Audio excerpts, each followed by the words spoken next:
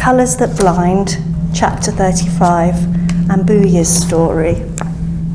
You know, Muzukuru, there's something they say about silence, that it can be a source of strength. Maybe it can, but what they don't tell you is that silence can burn, holding you hostage as it corrodes everything inside. It can be the soft, dying embers of a fire which, if left untended, can set a whole house ablaze. And that day, it was the kind of silence that took turns to stare us in the face. The kind that gnaws at you like a hungry rat. A silence so loud you can hear nothing. I stood by the mantel, feeling the weight of his stare boring into me. We both brooded in that silence, and then finally, fighting my pride and everything that came with it, I walked to the table and sat next to him. Are you still upset then, Matthew, about the other night? I'm not upset. His expression remained neutral. Then what is wrong? Nothing's wrong, he said. Now, you're still too young, Muzukuru. You haven't learned that to ask a person if anything is wrong and be told that it's nothing is a polite way of being told, you know, I'm doing absolutely everything I can not to punch you in the teeth for a reason you should have realised but clearly haven't yet. I watched him sipping his tea, going on as though nothing was wrong. The door to the boss's office creaked, and both Matthew and I turned.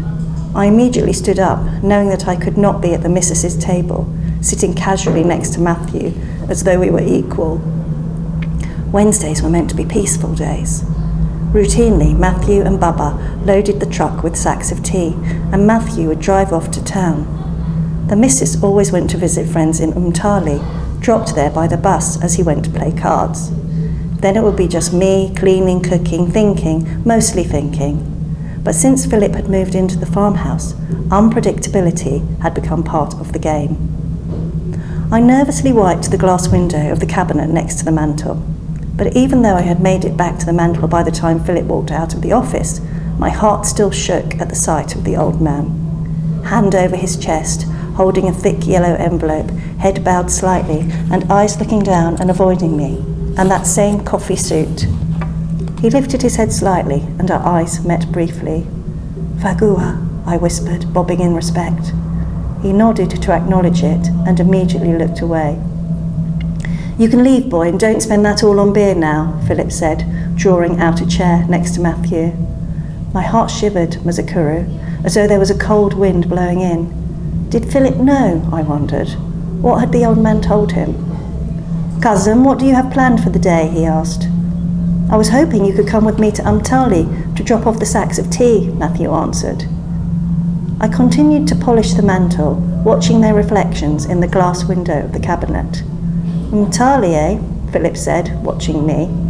He stood up, walked to the mantel where I was, and reached into the bottom cupboard where the boss kept all the strong drinks. He held a bottle of whiskey in one hand and brushed my arm with the other as he pulled out 2 glasses.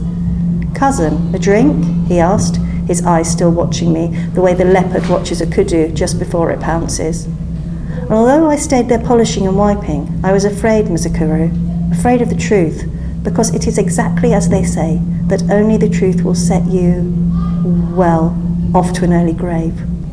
Matthew seemed oblivious to all that was happening. I saw him shake his head, and my eyes tried not to be obvious as they peeked at Philip, who was inspecting the bottle in his hand. Have you been taking some of my whiskey, girlie? The bottle is almost empty, he said, standing so close behind me that I could smell the last cigarette he had smoked. Matthew's head lifted. No, boss? Don't say no when the alcohol is missing now. I didn't take it, boss. This one is a troublemaker, isn't she, Matthew? He said, gripping my hand. I let out a little squeal with my back pushed against the mantel and trying as hard as I could to refuse to be scared. A knock on the front door came just in time, and this time both Philip and Matthew turned. I tried to calm my breathing. Boss, the bags are ready, Baba's voice called from the veranda. My heart drummed, and in confusion I prayed that Baba would come closer to the door so he could see, yet also hoping to stay out of his sight, because I knew what would be done to him if he intervened. Perhaps we should attend to that, cousin, Matthew asked, watching Philip, who paid no attention as he pressed on my arm. I'll need help with the bags, Philip. He smirked and let go of me, laughing through his noise. He knows, my God, he knows. The voices of the three men, Baba, Philip and Matthew, could be heard from outside, and although I could not see anything from the kitchen where I was, I knew that they were loading the sacks full of dried tea into the truck. The voices disappeared, and I peered through the kitchen window at Baba returning to the estate. My stomach churned, and I wondered if I could call him. But what good would that do? The sound of footsteps returned to the house. I halted, waiting for it, whatever it was. "You, in the truck, you're coming with us," Philip demanded. My eyes went to Matthew. "Philip, maybe we should leave her behind. After all, maybe she's been given things to do in the house." "You remember what Uncle spoke to us about, don't you, Matthew? Blood or water?" Philip's voice softened. "I remember well, but she needs permission from the registrar, and it takes a while to process. If we go with her, they will arrest her for violation of the segregation laws. You know this." "Don't worry so much, cousin," he said, ruffling Matthew's hair as though he was a small boy. "Isn't she with me? Look at me, am I not the law?" His fingers rubbed the emblem of the security forces on his breast pocket.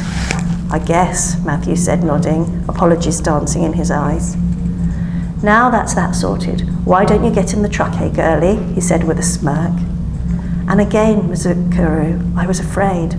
I see you wondering now, not knowing that in those days people like us could not roam the streets without a pass from the registrar, not understanding that after we had built the cities with our sweat, slaved to raise the towns that sat on our land, they looked at us and decided that that contribution was invalidated by the paint the womb had given us.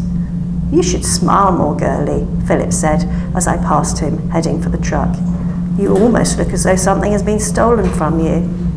Of course he would say that. It was typical of a thief.